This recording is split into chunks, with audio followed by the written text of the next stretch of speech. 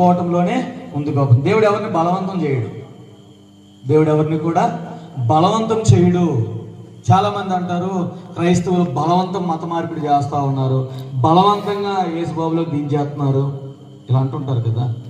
ఏమంటే యేసు ప్రభు ఎవరిని కూడా బలవంతంగా ఏది కూడా చేయనివ్వడు. నీకు ఇష్టమైతేనే చేయిస్తాడు. అర్థమవుతుందా?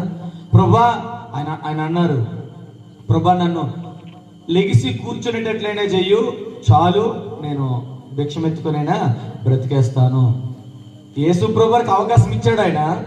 యేసయ్య జీవితాన్ని మార్చాడు. కూర్చోవటం ఏంటయ్యా, నువ్వు పరిగెట్టేటట్లు చేస్తానని చెప్పి దేవుడు నిలబెట్టించాడు, పరిగెట్టేటట్లు చేశాడు. దేవుడికి అవకాశం ఇస్తే దేవుడు మన జీవితంలో ఎన్ని కార్యాలైనా చేస్తాడు. అంతే తప్ప ఈ మాట చెప్తా ఉన్నాను ఈ యొక్క రాత్రికాల సమయంలో, యేసు ప్రభువారు ఎప్పుడు కూడా ఎవ్వరిని కూడా బలవంతముగా ఏ పని కూడా చేసేటువంటి దేవుడైనా కాదు.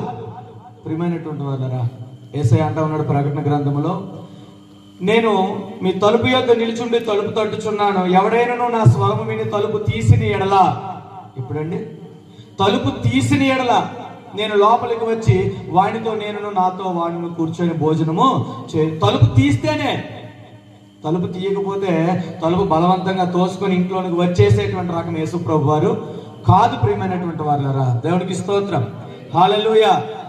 ఏమంటే అంటే అది ఆయన చేత కాదా అని అంటే ఎందుకు చేత కాదు?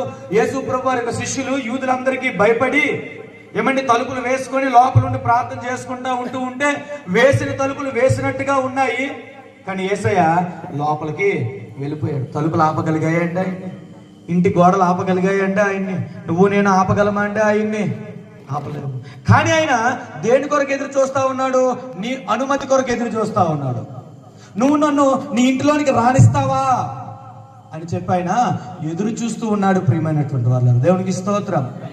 ఈ యొక్క రాత్రికాల సమయంలో చెప్తా ఉన్నాను, యేసయ్య ఎవ్వరిని కూడా బలవంతముగా మార్చే దేవుడైనా కాదు, బలవంతముగా నీతోని ఏ పని కూడా జరిగించేటువంటి వాడైనా కాదు. నీ యొక్క అనుమతి కొరకు, నీ యొక్క పర్మిషన్ కొరకు ఆయన ఎదురు చూస్తూ ఉన్నాడు. ప్రియమైనటువంటి వాళ్ళు, దేవునికి స్తోత్రం, హల్లెలూయా, హల్లెలూయా.